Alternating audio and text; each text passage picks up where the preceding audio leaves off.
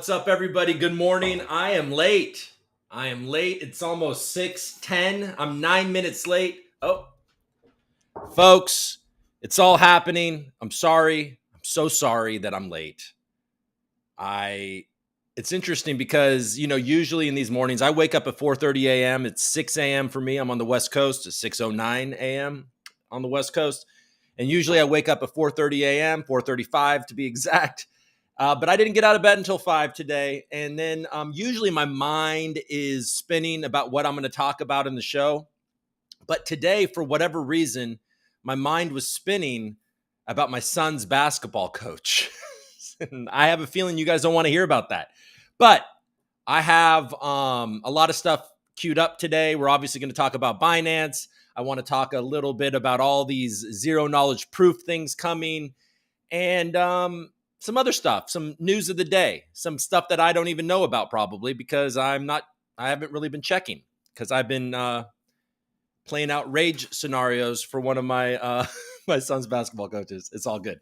So how's everybody doing? Let's look at the chat. What's up with the Cooper Troopers? A few of you got to be in there. What's up? 4:30, you're a beast. Thank you, Mr. Woody. The fuck time do you call this? Yeah, what is it? Is this guy eating his, I don't know, you're having a steak dinner right now, not a llama? Where are you? Looking well rested today, Coop. Thank you. Thank you so much.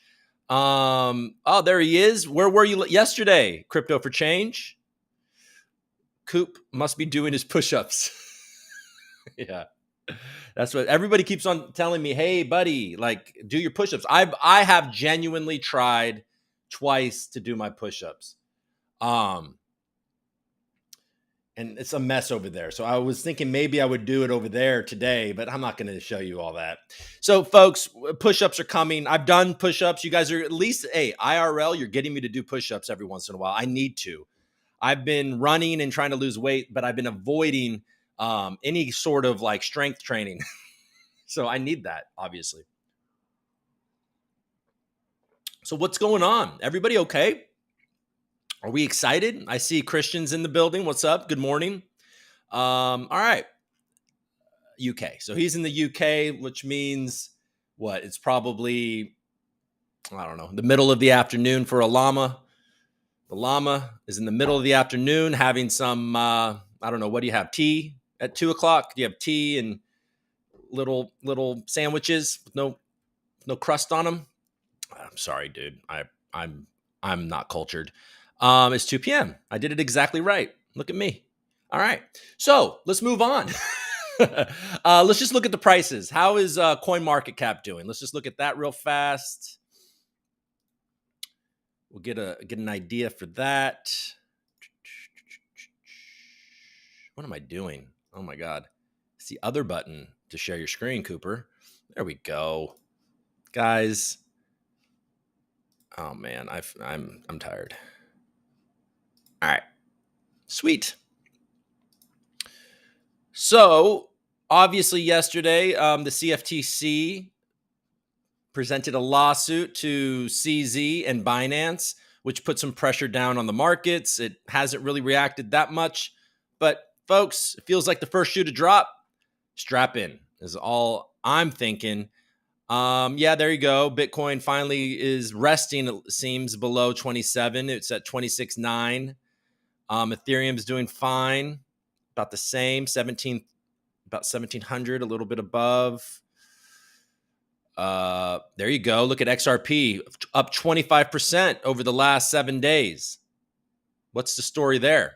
There's like an airdrop or something, right? Or are people just getting excited about this lawsuit or this court case? Cardano, 35 cents, blah, blah, blah. Polkadot's resting under 6. Looks like Litecoin is not having a great 24 hours, down 6% compared to 3% for Bitcoin.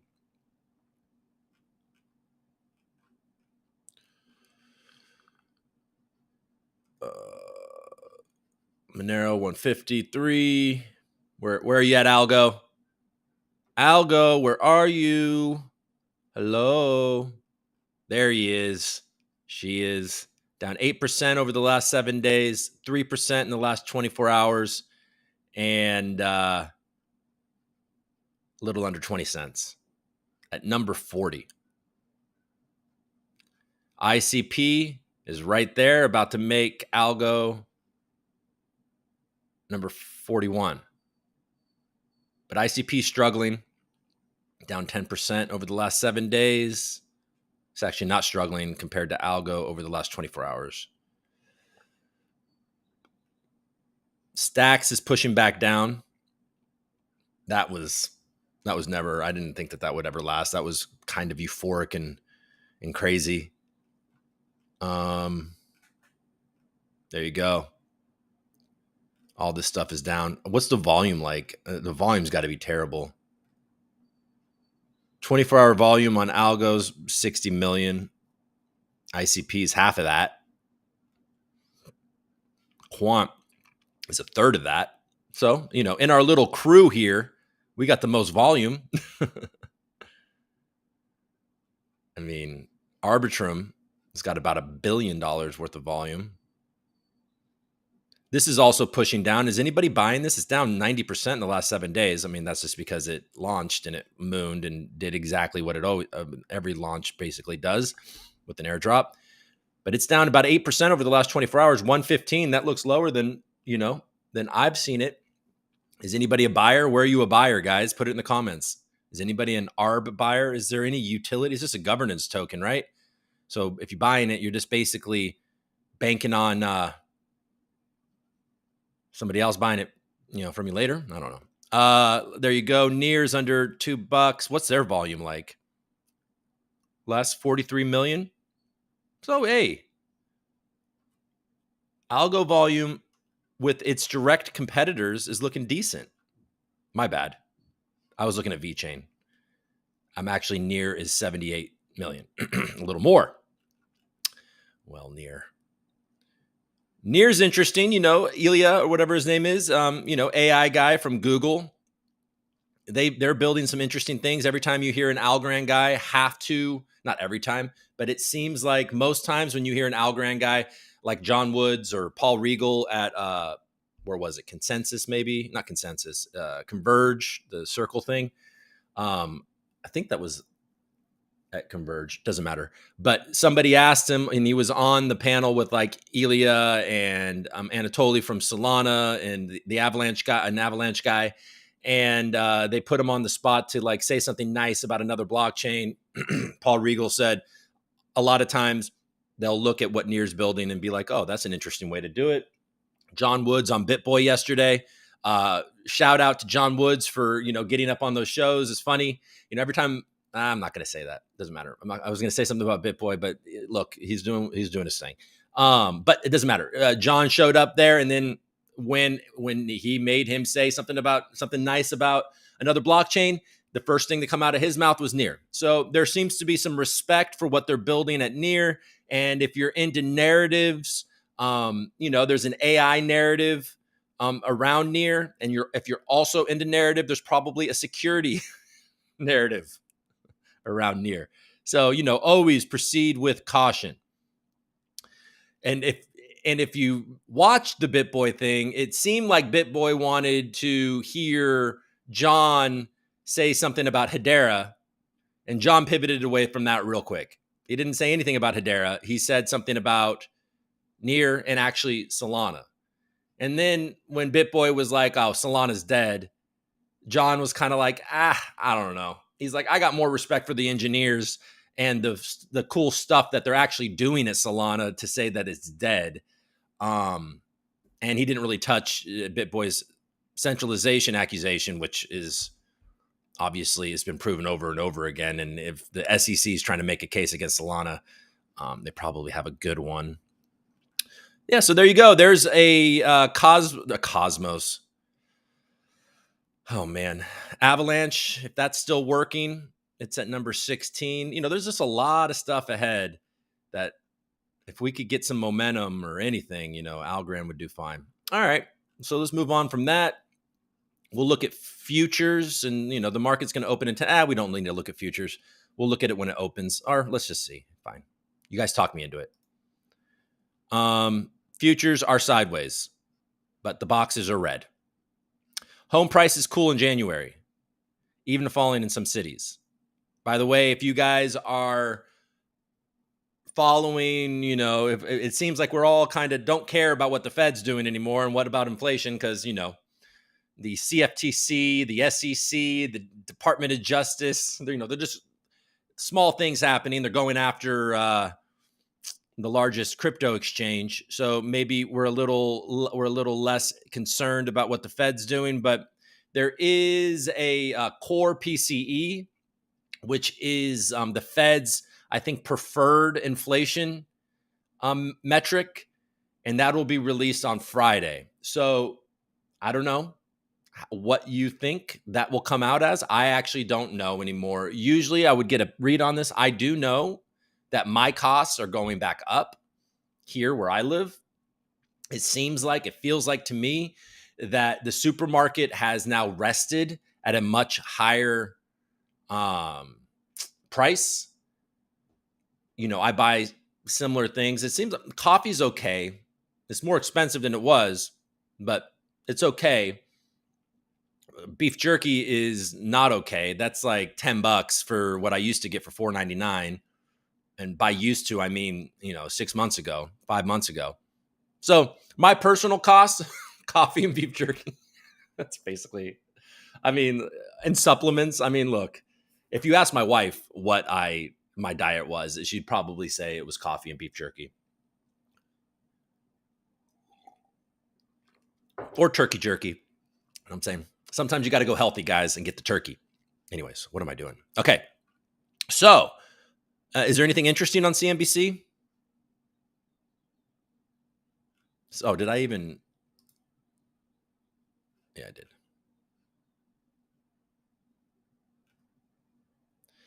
S&P 500 futures decline as higher rates pressure market.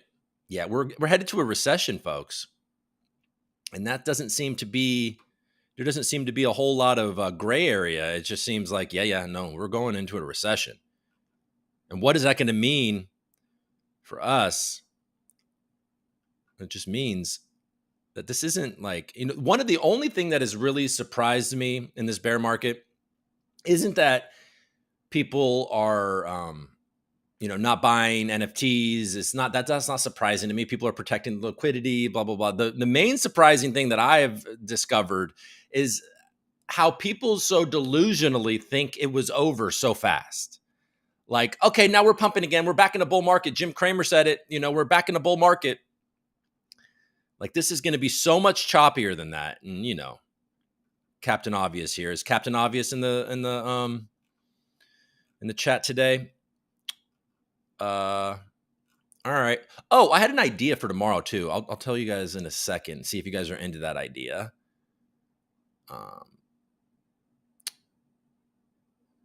Okay, this is all Binance stuff. I'm just trying to see if I had anything else I wanted to show you guys before. Let's just look at the general news on Bloomberg, and then I'll put my face big again, check in with you guys, and then say my idea for tomorrow, and then we'll dive into the Binance stuff. I'm sure you guys have already had enough. Markets are wrong on U.S. rate cut bets, BlackRock says. Okay, guys. So this is why futures are cooled down. Because when BlackRock speaks, markets listen, all right? And markets are wrong on U.S. rate cut bets. They keep telling you that. They keep telling the markets that. But the markets are fighting the Fed, right? They think, and certainly in the crypto industry, everybody thinks, okay, banks are dying. I don't know, guys. It seems like, look, I get it that the U.S. is in a lot of trouble, and they're in probably more economic trouble than in a long time, at least certainly since 2008. And but I don't know, dancing on the grave of the U.S. dollar seems like a risky bet at best. But that doesn't mean that. It just depends so much. Where it's like, it sucks how we're at the mercy of some idiots. How about that insight? All right, there's nothing. But that was good. Good enough. Bank in France faced more than 1.1 billion fines after raids. All right. Anybody freaked out about AI? I'm not.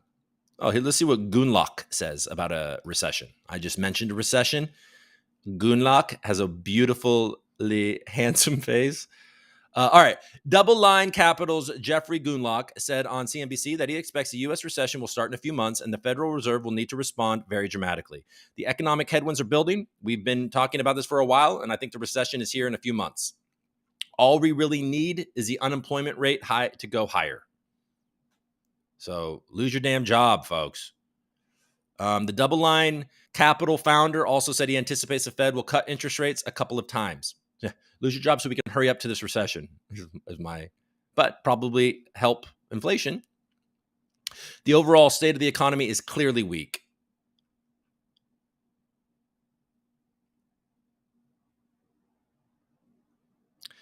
Gunlock said he doesn't expect the Fed will lift rates until the 2-year goes back up, although he didn't specify by how much. Okay, I mean, this is the weeds right here, and we have a lot to talk about, and I started 10 minutes late. So thank you, Jeffrey, for your analysis. All right. Oh, I'm not even sharing it. Oh, man.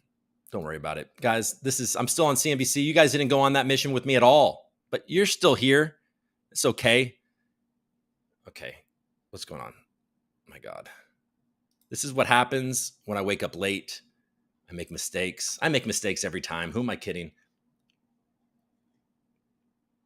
Coffee time. Yep.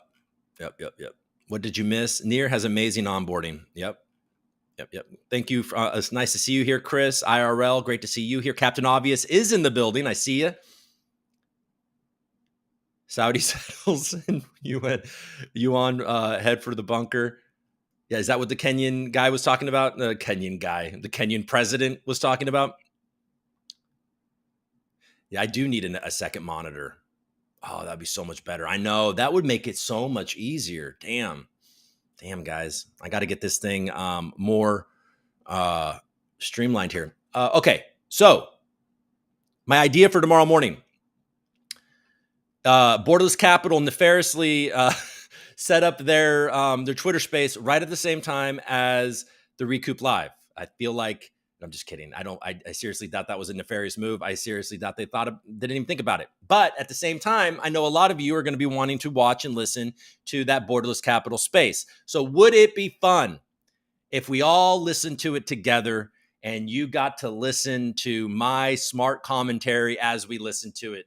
Would that be fun? And then afterwards, I'll do a little recap. Maybe we'll call it an algo rant. I'll play the algo rant Wednesday's algo rant day. I'll play the little algo rant thing that Block Runner from Flemish Giants made for me. And just like he made that intro earlier, great artist, wonderful NFT project. You should definitely support it. Flemish Giants. He did the art behind the Fractal Tamers. All of you know that. But the point is that maybe we can listen to the thing together. Does that sound like fun? I got an extra action you could use. Thanks, Pog. Do it. So, yeah, that sounds like a delight. Awesome. Cool. Captain Obvious says, do it. I got an extra HDMI. I do have another. I mean, I could but the thing is, guys, I have to break down this space and build it back up. I mean, I obviously could. This is my laptop. I could bring over my desktop and I could do a whole thing, but Jesus Christ, just let me do this right now. Okay. Let me do it this way. So how do you guys feel about Binance? Are you guys excited about the CFTC?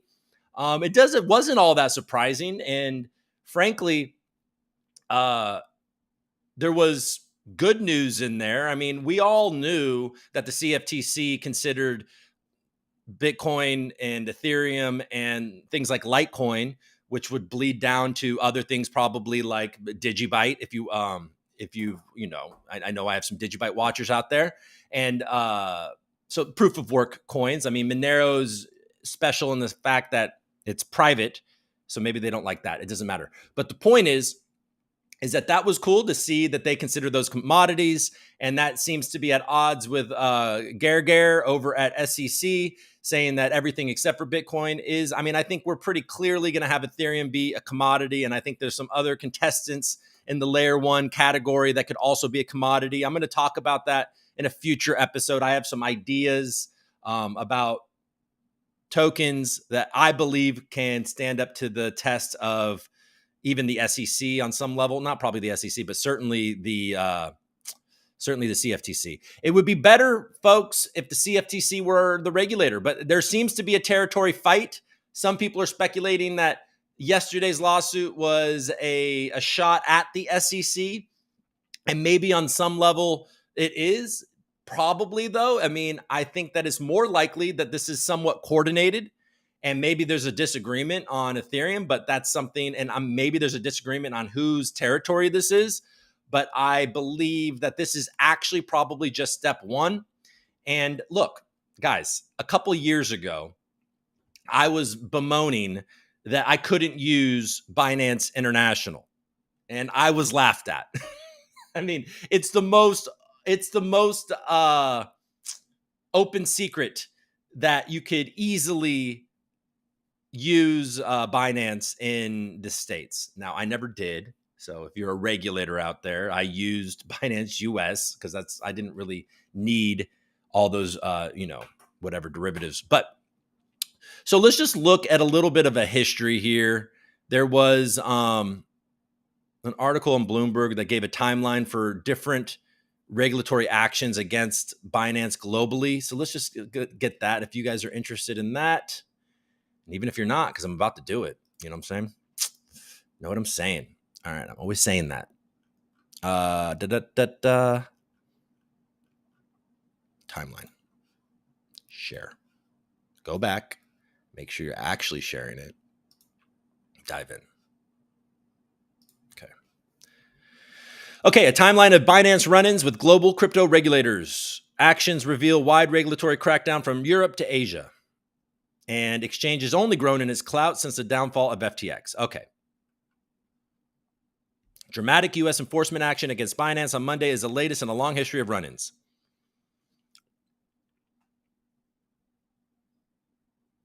So an enforceable blah, blah, blah. He's a, Binance and CZ are systemically important players in the 1.1 trillion industry. And the U.S. authorities on Monday sued Binance and its chief executive, CZ, for allegedly breaking trading and derivative rules. To critics is a long time coming, blah, blah, blah. All right, so in 2018, the New York Attorney General refers Binance and two other exchanges for transacting without a license. In February 2020, it says Binance in Malta is not authorized to operate. In July 2020, Brazil orders Binance to stop derivatives offerings. In February 21, Binance suspends deposits in country on central bank directive from Nigeria. In the USA, in March 21, Bloomberg reports CFTC is probing Binance. All right, so we got that lawsuit, that lawsuit right there is 2 years old. And they're finally going to bat. There it is. Look, I even highlighted it and then clicked on it. I'm highlighting it again. That's the beginning of this. Then you got April 2021, warns Binance over stock tokens in Germany. And then May 2021, USA. Bloomberg reports the Department of Justice and the IRS are probing Binance. So this is coming. Whatever the results of this is coming. And it seems pretty damn obvious from the CFTC lawsuit. There was a reference of Hamas, right? Hamas. That's not the way you say it. Hamas, I'm sure is the way you say it. And God damn it. Sorry, I'm like laughing at how stupid I am. So yeah, they had a reference in the CFTC lawsuit to hummus, and and they and also just that they knew illegal activity was happening, but it wasn't. They keep it low, the amount low, so they don't trigger money laundering stuff. So there was some weird, and the U.S. got access to a whole bunch of correspondence, internal correspondence. So they scared somebody. The Department of Justice probably scared somebody. All right. So there you go. So that's coming down the pipeline, folks. Whatever you think, whatever you want to think, whatever you believe, this is FUD, yada, yada. In March of 2021, the CFTC started to probe Binance. Okay, same time, basically, the Department of Justice started to probe Binance. And then in the UK, the FCA orders Binance markets limited to remove all advertising. And India investigates money laundering through Binance's Indian unit, WazirX. Cayman Islands in 2021 says Binance isn't authorized to operate. In Thailand, criminal complaint. In Italy, not authorized. In Malaysia, okay, come on, who cares? Warns about unlicensed service. Okay, Brazil, Binance futures, great. South Korea suspends. Okay, we're good. Hong Kong, no good. Singapore warns Binance for operating without a license. In September of 2021, the USA, Bloomberg reports U.S. probe expands into insider trading and market manipulation. Okay, well, the CFTC complaint makes very clear that they have, they say that they believe that there was 300 accounts trading against its customers that were run by CZ. Now, there are people disputing that. There's also people just saying, well, of course, every crypto exchange does that. So there you go. South Africa, Binance isn't authorized. Turkey fines Binance. Israel, Binance stops activities. And then it starts to get better for Binance as they start to, then they go to the UAE. Dubai grants Binance a license in 2022, last year, a year ago today. Not today necessarily, but in this month. And Bahrain grants Binance a license. France grants regulatory approval. Italy grants regulatory approval. USA. Bloomberg, this is in June of last year, reports U.S. is probing BNB. That's going to clearly, the SEC is going to say that BNB is a security and that Binance US is just like they said with Coinbase.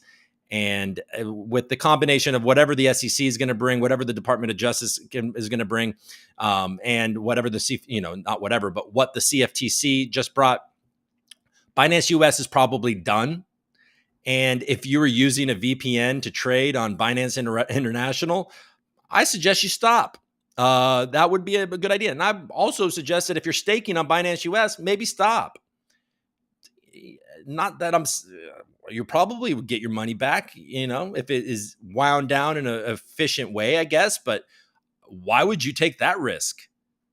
We have no idea where this is headed. This could go in a very bad direction, folks. We also have no idea what they've been doing over there at Binance. There's a lot of accusations of wash trading that keep the price, to suppress the price of Bitcoin. I've been talking a lot about lately about how they've been pumping the price of Bitcoin. But there is the Swan guy, Swan Bitcoin. He had an interesting tweet that we'll get to in a second, but we're just working through this real quick. Probing BNB. Yeah, most of this in the last year has been Binance getting licenses, registering. And I think that their point is in the last couple of years, and we'll read that as well, the response, but that they've been working very hard with the CFTC and they were taken aback by this because they thought they had a good relationship with the CFTC. All right, so there's that. Let's go. We're here, right? Okay, so we'll just go here real quick.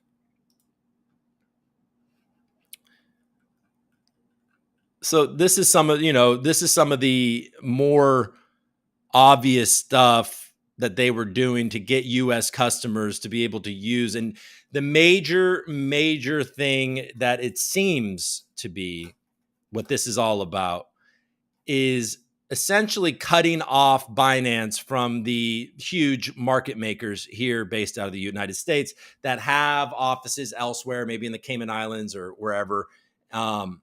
And I didn't read through the entire lawsuit or anything, but I have read a bunch of reports. And it seems like a lot of this is about cutting Binance off from them. I think a couple of years ago, one Chicago trading firm was 12% of all of Binance's volume. So obviously, these huge market makers in the United States, these legacy, sophisticated market makers were very important to Binance for price stability and liquidity, right? And they did a lot of work to make it so these market makers could be on Binance International, even though they were doing this out of Chicago or doing it out of New Jersey or whatever. But anyways, so this explains a little bit about what they were doing. Binance's VIP handling policy also established methods for Binance personnel to troubleshoot for U.S. customers that were identified as such through their IP address. Okay, blah, blah, blah. For these customers, Binance instructed its personnel, to inform the user that the reason why she can't use Binance is because her IP is detected as US IP. If user doesn't get the hint, indicate that the IP is the sole reason why she can't use .com. Lim flagged a passage in the VIP handling policy for his colleagues that further explained, we cannot teach users how to circumvent the controls. If they figure it out on their own, is fine. Displaying the ecosystem tone at the top, CZ helped manage the implementation of Binance's VIP handling policy. October 9th, 2020, around the time Binance began sending emails to U.S. customers pursuant to the policy, CZ had the following exchange with an employee who would ultimately become Binance's head of institutional sales. VIP team member, hi CZ, I went through a list of affected API clients. This includes a number of large strategic accounts, including a Chicago headquartered trading firm who's currently is a top 5 client and 12% of our volume. CZ, give them a heads up to ensure they don't connect from a US IP. Don't leave anything in writing. They have non-US entities. Let's also make sure we don't hit the biggest market makers with that email first. You have Signal. And apparently the US government got a hold of and was able to, read Signal messages between CZ. And so whatever. And that is a U.S. trading firm that was 12% of Binance's volume, was getting locked out of Binance's application programming interface, the direct connection to Binance's matching engine that high-frequency trading firms need to trade algorithmically. Okay. So basically, Binance told them to use a VPN. And in early days of Binance, they would be like, how do you use a VPN? So they were clearly, but in Binance's defense, they say that they have changed a lot of that.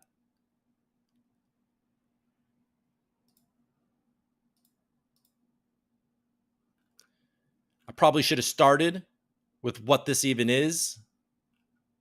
But the Commodities Futures Trading Commission, a U.S. federal agency, is seeking injunctions that could effectively bar Binance and its executives for continuing to do business in the U.S. So that would be the death of Binance U.S. Now, there's a reason why Binance would fight this and want this to not be. I mean, they're clearly banking on the Middle East and probably Africa. This new alignment of countries. Seems like China is warming up to crypto again a little bit in Hong Kong. There's, China, Russia, Saudi Arabia, the Middle East, there's a new alliance building.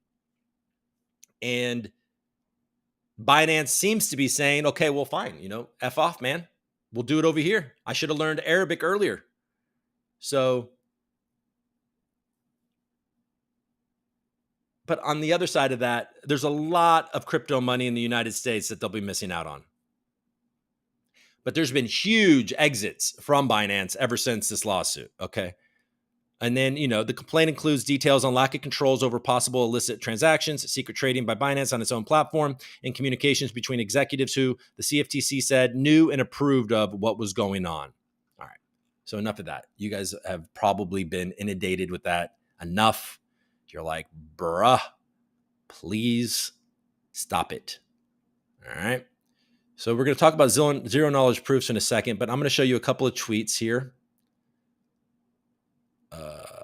Have you ever wondered how much Bitcoin the U.S. government holds? I'll tell you in a second. Oh, so I said swan.com, Corey Swan, Swan Bitcoin. There's a festival on October 5th for Swan Bitcoin. What is that?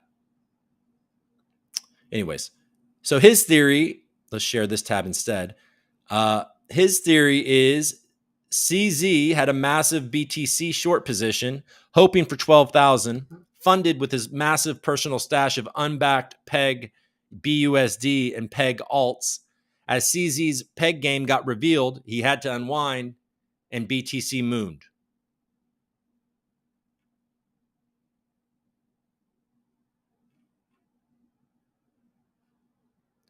The Bitcoin HODL Club says, why would he short Bitcoin when his whole business is based on the success of Bitcoin? Sounds silly. And Corey says his business is based on pumping and dumping shitcoins.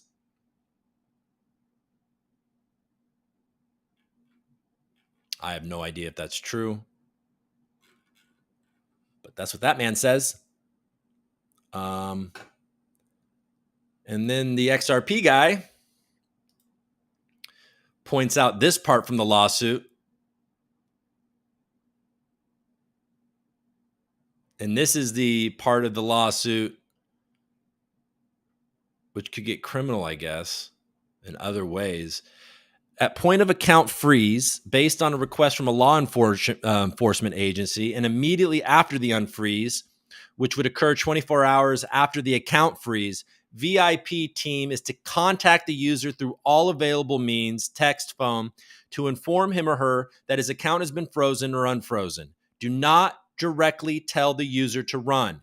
Just tell them their account has been unfrozen and it was investigated by whoever. And if the user is a big trader or a smart one, he or she will get the hint. And then David Schwartz says, cool.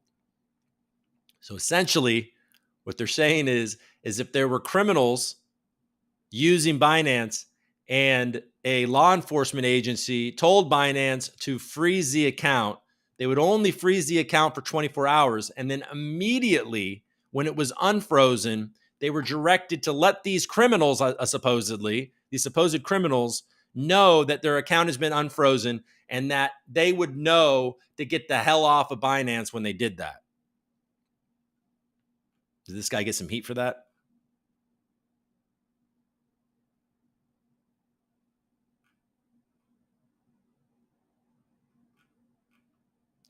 Yeah, I mean, if you read the comments of any of these tweets, it's like, we're very good at equivocating. You know what I mean? Been like, well, they did this. Well, they do that, you know.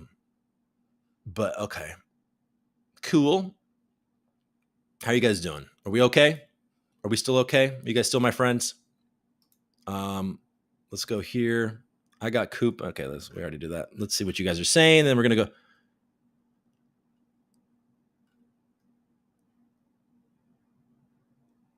Yeah, I agree with you there. Maybe Digibyte Jay's here. What's up, Jay? Digibyte elves are the future. I've got an elf. I also got I also have a domain name. You can't get more uncertainty about regulation and enforcement in the US than two agencies taking opposite positions on asset class. Yeah. Well, you know, I see a lot of people, and maybe you guys can correct me in the comments. I'm glad to see Gov in here because he'll be able to correct me, I'm sure. CJ, what's up? Good morning. But I keep on seeing people say that the CFTC is suing Binance, saying that Ethereum is a commodity, and that the SEC sued Kraken, saying that Ethereum is a security. And and correct me if I'm wrong, and I meant to kind of do more research on that, and I forgot. But if I remember correctly, Kraken was not sued saying that Ethereum was a security. They were sued saying that their staking offering was a security. Staking in general, which obviously was heavily centered around Ethereum, but it was just the fact that they were offering staking services. And it was the NYDFS that said that Ethereum was a security, not the SEC. Is that correct, folks? So I keep hearing that, and I feel like that's misinformation, but maybe I'm missing it. I mean, obviously, Gary Gensler has said over and over again that he believes that most likely he's like so annoying. And then every time they do one of these lawsuits, they refuse to name anything that would explicitly be a security. It's so weird. It's obviously a legal move, but it's annoying and causes no clarity. Just by Digibyte, problem solved. Digibyte elves. Hey man, they can't turn off Digibyte. After they're done breaking the links between the lesser banking system and the crypto on-off ramps, watch how many random lawsuits are drawn against major crypto holders. Are we talking about the U.S. government being one of the top BTC world hold? Yeah, there you go, Mr. Joker. Thank you, man. Here we go. Let's do that. I even have that queued up for us. I'll share the screen again. We'll do that real quick.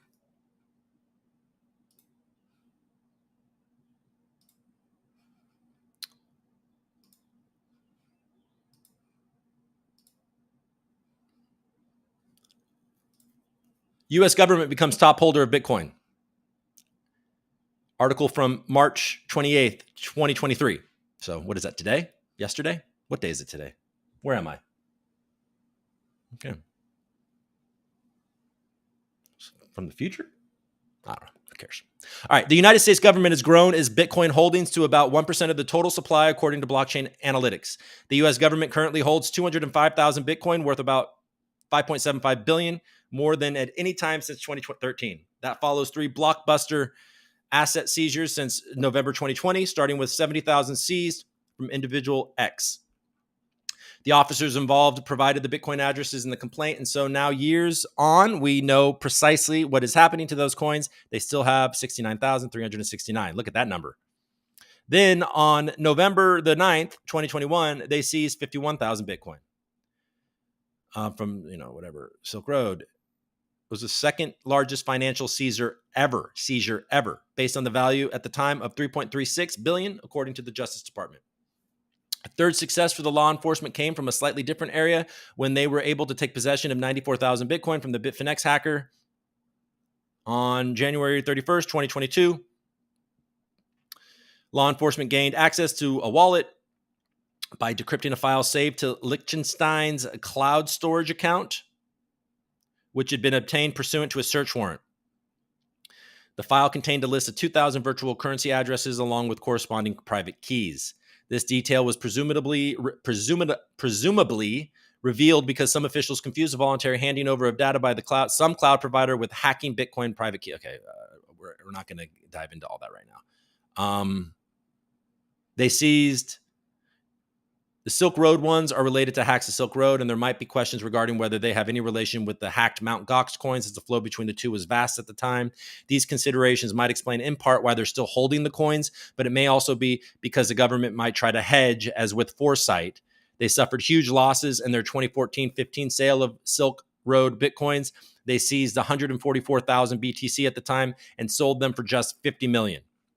It is now worth $4 billion. In addition, the U.S. government is a vast entity and needs private money outside of the banking or state system that does not reveal any information if you're careful with how you use it. Paying informants, yada, yada, and Bitcoin.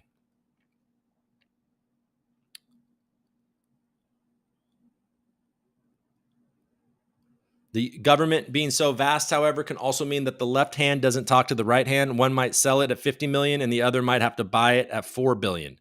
But these are just the Bitcoin holdings of the U.S. government that we know of, not necessarily their total holdings, and they're the biggest of any government. So,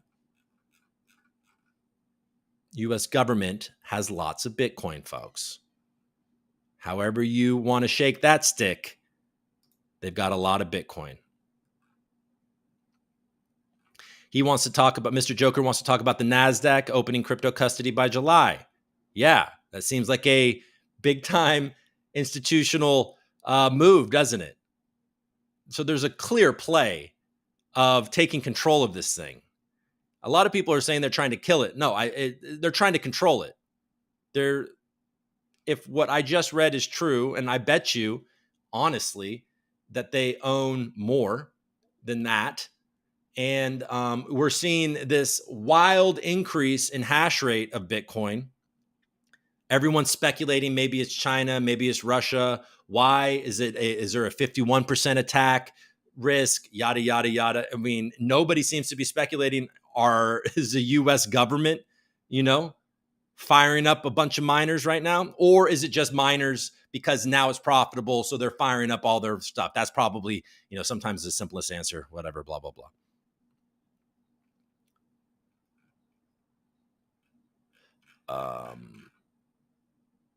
Yeah. U.S. government. Yeah. No means yes to the U.S. government, according to Mr. Joker. Good to see you back, Mr. Joker. Gensler was finance chair for Hillary's 2016 campaign. Yeah. Well, hey, Shek.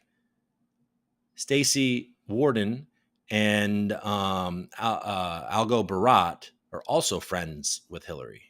So there you go. Maybe Gary got Silvio back at Inc.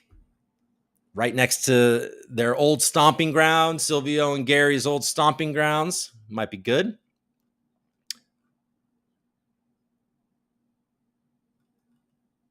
Gensler is owned. Gensler said that he believes XRP is a security in his blockchain class at MIT, since Ripple sells tokens to fund operations. Key difference between Algorand Inc. They make money on Deb not selling coins. Huh? Okay, we got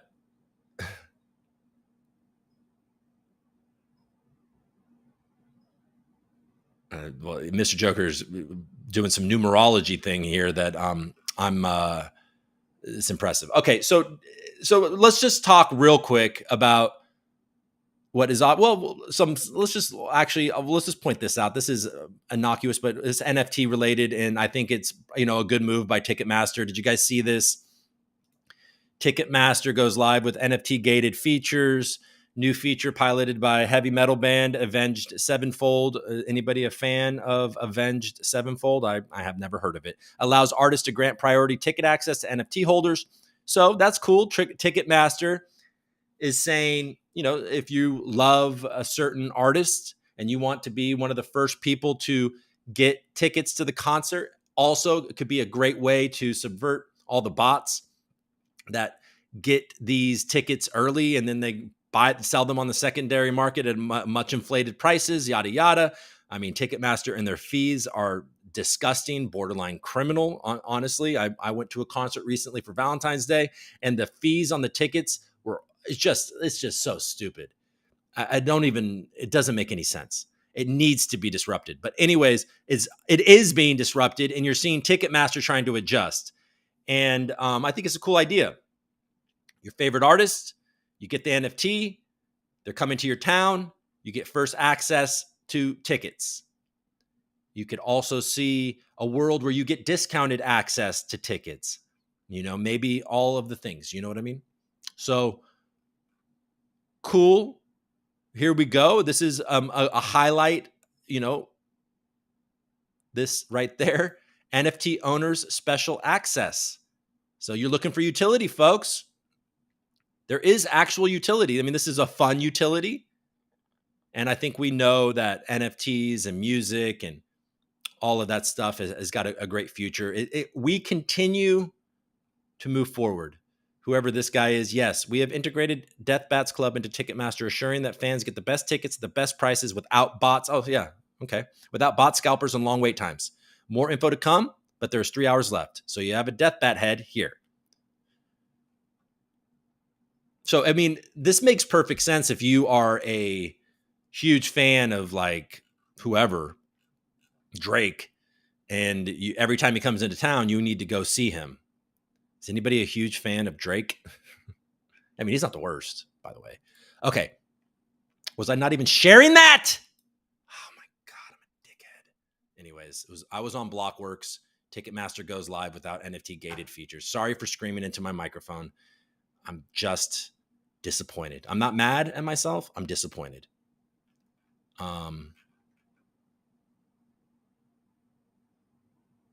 El Salvador holds less than 5,000. Tesla has around 10,000. MicroStrategy holds 150,000. U.S. government holds around 215,000. All right. The couple articles I read last night said 205,000.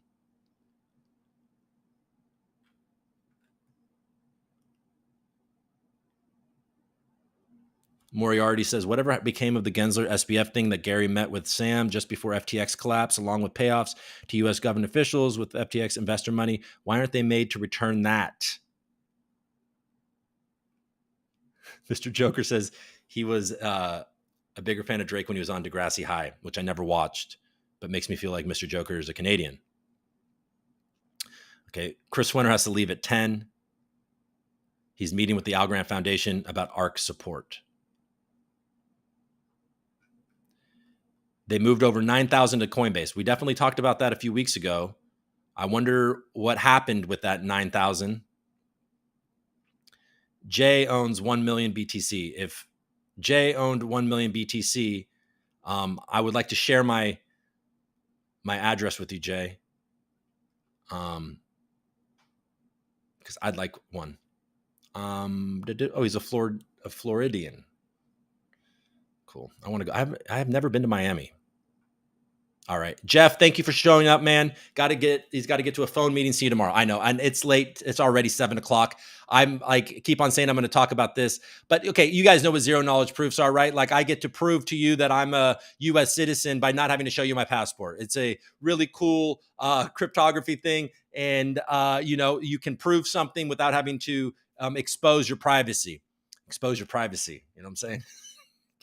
I can prove to you the size without having to expose my privacy. Let's go to here. Let's share this tab instead, but let's make sure that I'm actually sharing it. It looks like I am. So when it comes to zero knowledge proofs, no, this isn't zero knowledge proofs. Oh, that's the wrong thing. That's not what I wanted. Let's just blaze through this real quick. Where did it go? So when it comes to zero knowledge proofs, the authority, Ethereum.org, just kidding, Algorand people. But anyways, a zero knowledge proof is a way of proving the validity of a statement without revealing the statement itself. The prover is the party trying to prove a claim, while the verifier is responsible for validating the claim. Zero knowledge proofs first appeared in a 1985 paper, The Knowledge Complexity of Interactive Proof Systems. Let's click on that. Oh, look at it. Look at it, Algorand people. 1989. He said 1985. He or they said. And The Knowledge Complexity of Interactive Proof Systems. Shafi Goldwasser, Silvio Macaulay. I believe that these two right here are friends from Berkeley. If I remember correctly, Silvio went to Berkeley with Shafi and Charles. I don't know about Charles. Would it be fun? This is 23 pages. Do you guys have a few hours? I'll just read the knowledge complexity of interactive proof systems. Abstract. Usually, I'm not going to read this. Yeah, this is all very heady. But just making the point that Silvio Macaulay is one of the fathers of ZK proofs.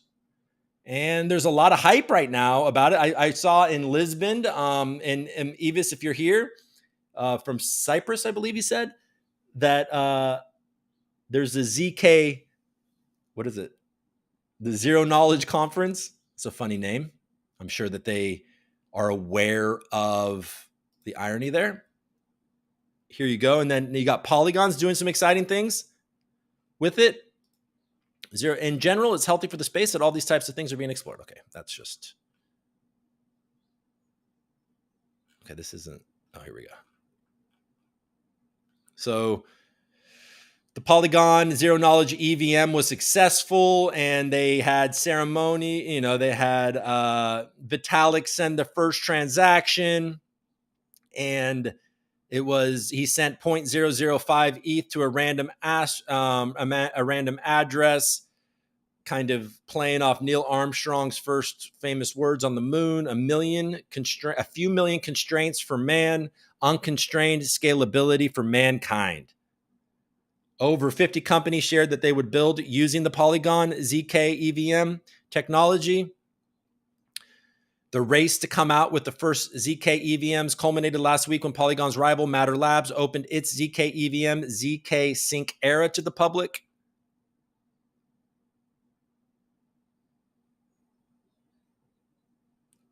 Buterin himself has promoted the development of scaling systems for Ethereum since at least 2020.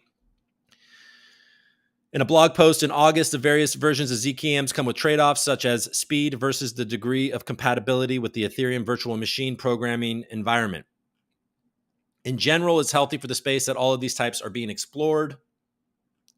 It's a new technology, so we're going to put ample warnings for users. Doesn't matter. I mean, it does matter. Be careful, and Polygon believes in 18 to 24 months, you will see almost all of the large Web3 applications being built on the zero knowledge proven layer 2 chains. So Polygon made a big bet that it's all going to be on zero knowledge proven chains. And by the way, with my limited understanding of how these work, is that it's going to be a lot better than the rollups. A lot more secure and a lot less centralized. Now, it says that there's 50 companies.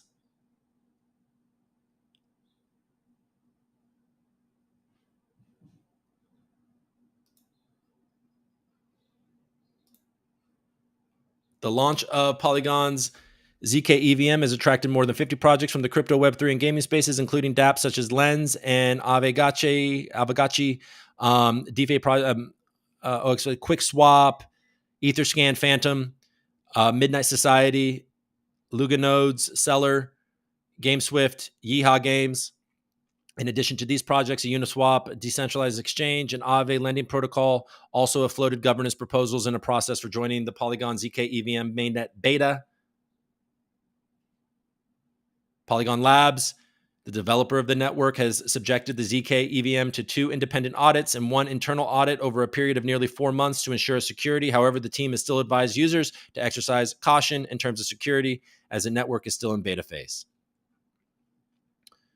And then, as mentioned,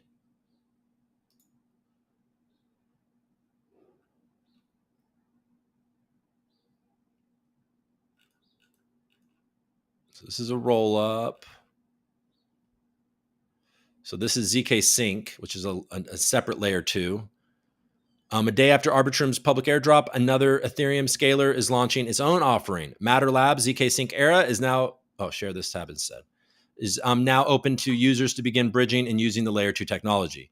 It's the final step in phase mainnet that began in 2019. So they've been working on this for a while, folks.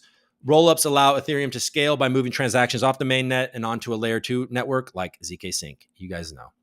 Users can then go about their business on the second network, with transactions being batched and compressed into a small piece of data called a proof. This proof is then sent back to Ethereum and verified. Now, these need to be done by sequencers that are often very centralized. Today's ZK Sync launch does, however, come with a word of warning. It will definitely be an alpha version of the system. We're not claiming this is the system that we expect it to be either 2 or 3 years from now. There's lots and lots more engineering work to do, but this is the core skeleton of the ZK EVM. A zero-knowledge Ethereum virtual machine is another core aspect of ZK Sync's scaling product. The team is implementing a version of rollup technology that draws from zero-knowledge cryptography, hence the ZK, rather than so-called optimistic rollups. ZK Sync's virtual machine thus allows for this complex cryptography to be easily integrated with Ethereum as it exists today, tried and battle-tested. Though the gates are open to permissionless onboarding with various constraints lifted, Rose explained that there still will be a few key security measures in place. The most notable will be delayed withdrawals from their bridge technology, because ZK Sync is a layer 2 solution. Users must bridge their funds from Ethereum to ZK Sync. This means using a proprietary bridge built by Matter Labs. This is the point where, honestly, if there's one place where I felt like the most acute risk is probably this. It's really just because of what we've seen over the last few years in the ecosystem, where these bridges has been a serious point of weakness. Okay.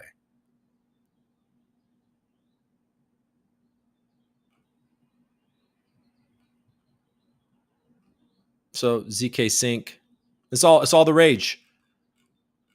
When privacy layer on Algorand using zero knowledge proofs, Silvio. It would be nice to see. It would be cool to see Algorand and Silvio pioneering a lot of this zero knowledge stuff. But you know what? I guess he did pioneer it and people are using it. And also, I didn't mention, but Polygon is open sourcing all of their ZK EVM work as well. So that's cool. Yeah.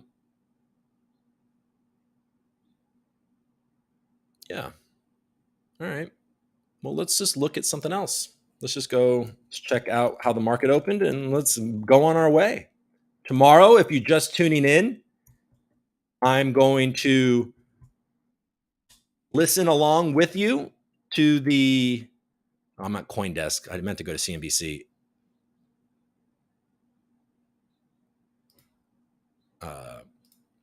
Listen along to the borderless thing, and then I'll give you my thoughts afterwards.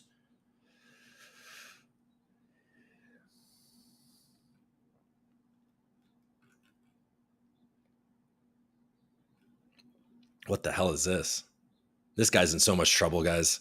What? I didn't know about this. Oh man, look at that. That got really messed up. It was not that long ago that we were all looking at this guy being like, oh, this guy's crazy. Look, he really built something. Brett Harrison, isn't he the former? Oh, he's not the writer of this. No, never mind. I was like, isn't that a guy from FTX? I don't remember. U.S. prosecutors unveiled a new indictment against FTX founder Sam Bankman-Fried Wednesday, adding a bribery charge on top of the 12 other charges he already faced. So what's the charge? According to the superseding indictment shared Wednesday, Bankman-Fried is accused of attempting to bribe at least one and possibly more Chinese government officials as part of an effort to unfreeze certain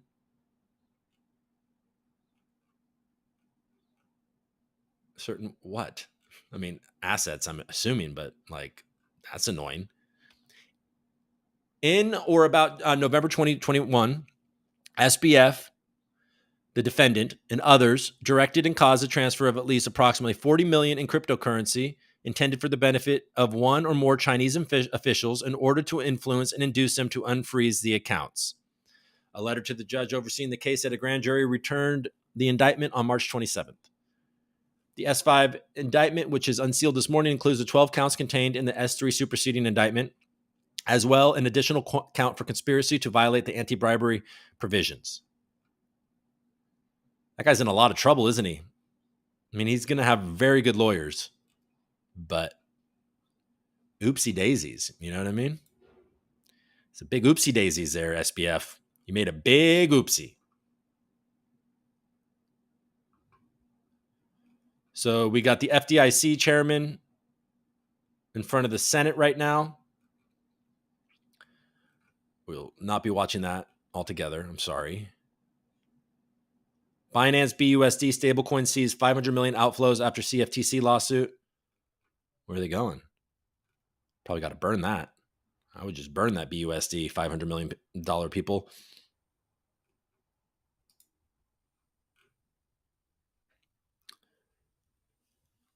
Yeah, there's seriously low liquidity in crypto right now, and that means any buy, any big buy, any big sell is going to move the market, even though we're so sideways.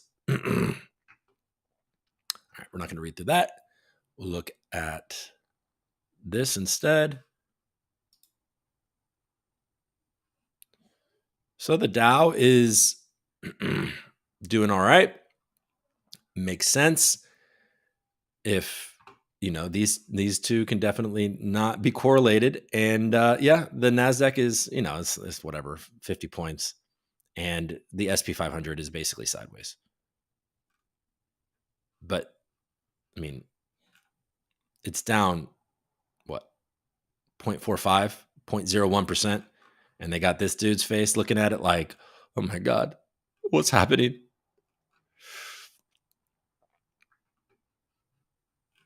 Toxic personalities.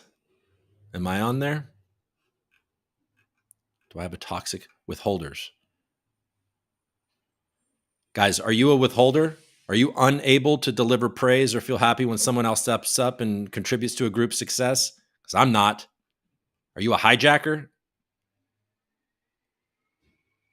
Okay. Victims, are you guys a victim? I don't think I am. Martyrs, do you... Gaslighters. Oh, guys, This is Women in Wealth. Oh, no, that's not Women in Wealth. This is yeah, they knew I wanted you to see. So Women in Wealth, April 11th, with Alexandra Carter, Suze Orman, Winnie Sun. What am I doing? But you guys, if you're interested in that, you should watch it. Okay, for the love of God. And then we'll just go to CoinDesk.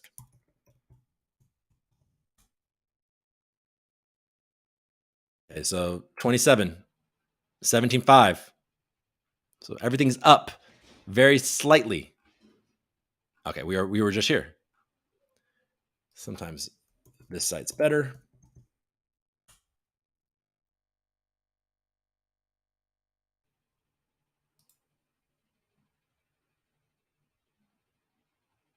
Binance would never trade against users to their detriment, top exec says.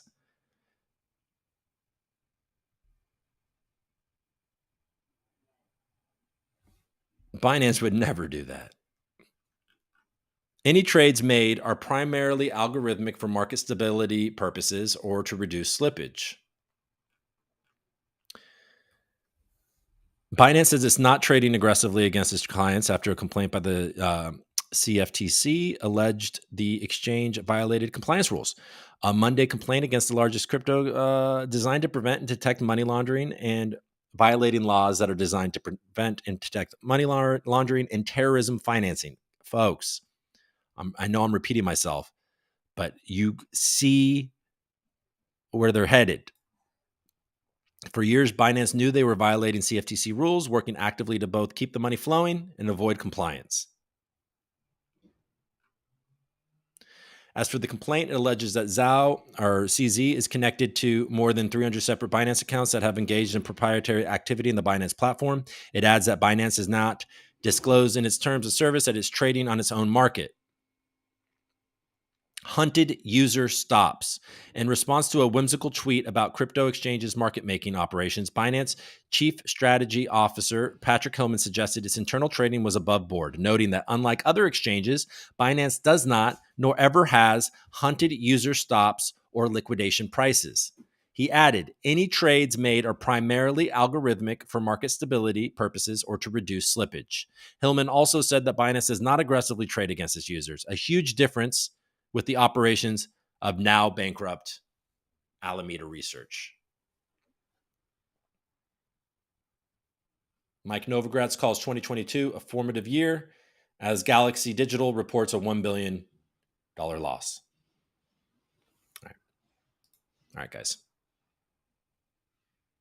Got to be smart when being dumb.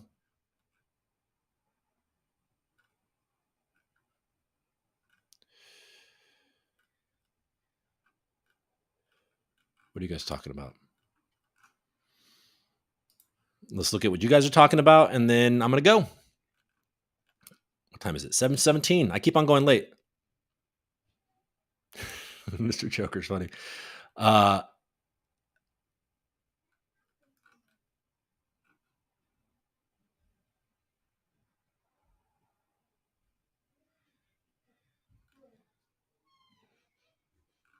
Yeah. Falcon keys, bruh. Quantum security. It's definitely not on there. I tried last week, but from what I've noticed, looking through the US laws and bill proposals, I may have found the workaround. Buy algo, supply it to something like AlgoFi, then borrow USDC and do what you want to do. The algo you bought never gets sold, but you can still play around. Just be careful suggesting stuff like that. So many new people will end up liquidated. Well, yeah. I mean, obviously, if you borrow USDC against algo, theoretically, algo is a much more, volatile asset, as proven by the last several years. But yeah, I mean, what he says is true. You could do that, especially if you're very, very conservative and have tons of algo.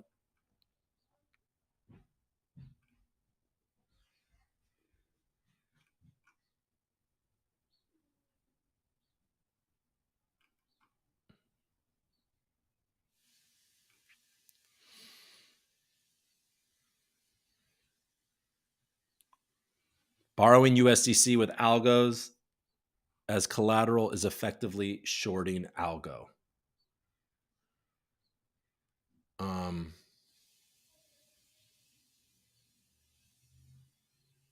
of. Well, yeah. Well, if you convert your algo to USDC, that's definitely shorting algo if you intend to buy it at a lower price. I guess I see what you mean. Without understanding, I don't suggest any of what I said.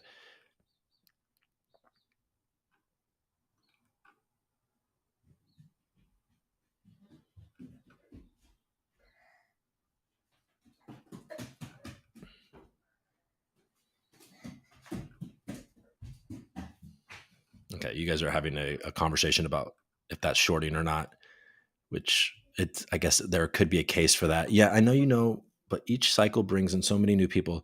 Yeah, no, well, we definitely, I feel like, and maybe I'll close on this, just based on what you guys are talking about. I will agree with whoever I just read, and maybe I'm just assuming what they meant and I read too fast, but I've noticed talking to Algorand people for a while here is that in a lot of ways, Algorand has been the entry point to DeFi for a lot of different people. And I have seen some pain points with like folks finance their leveraged governance and frankly, AlgoFi and people getting liquidated, So we'll end today being like, look, folks, there are things that you can do in DeFi that are smart and relatively secure outside of obviously any sort of smart contract risk and all that.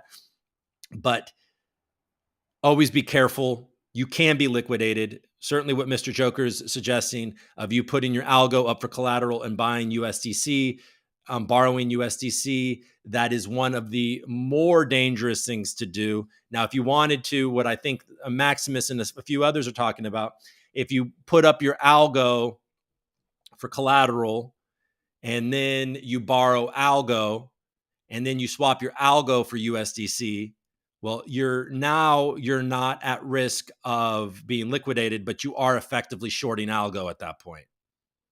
So maybe that's where you guys are sort of seeing past each other in that conversation. I'm not sure because I didn't really dive in very quick or very thoroughly to the talk. I'm having a rough day, guys. Oh boy. Anyways, I appreciate you guys. Thank you so much for tuning in. Thank you for watching this show. Thank you for being part of this community. I appreciate you guys continuing to show up. I'm going to keep on showing up. Tomorrow, we're going to listen to Borders Capital and the community discuss. I'll discuss. We'll have some fun, hopefully. I'll make some jokes. And, it sounds actually kind of nice. It'll be an easy day. I'll just get to listen along with you guys and, just kind of, shoot the shit. We'll obviously also I'll probably start the show by scrolling through because who knows what's going to happen. Yesterday, after I hung up I hung up the show. Obviously the CFTC went after Binance. If it does, we all know that there's a lot of other departments investigating Binance. If there was, in fact, coordination and it isn't what some people are hoping it is, where it's the CFTC putting a middle finger to the SEC, if that's not the case, then it is likely that they are coordinating these announcements and the CFTC is the first shoe to drop. And frankly, based on what the CFTC is saying, I hope that they become the regulator because it all seemed pretty reasonable and predictable from the U.S. side what they're going after. And they're saying that most things are commodities and the CFTC should go, well, not most things, but they included BUSD and Tether as commodities. And they mentioned Bitcoin, Ethereum, and Litecoin. None of that's really all that surprising, saying that is a stable coin and proof of work coins and formal proof of work coin, Ethereum. But Ethereum was proof of work for a long time. So it seems likely that no matter what Gary wants or the New York regulators want, that I imagine that in the end, Ethereum, especially with all of the institutional buy-in, Ethereum will be victorious. And I think that there's some other alt layer ones that will survive that scrutiny as well. And we'll talk about that in the future, but I'm not ready to talk about that yet because I have some things I need to do first. All right, guys. Thank you so much. I'll see you tomorrow, and peace.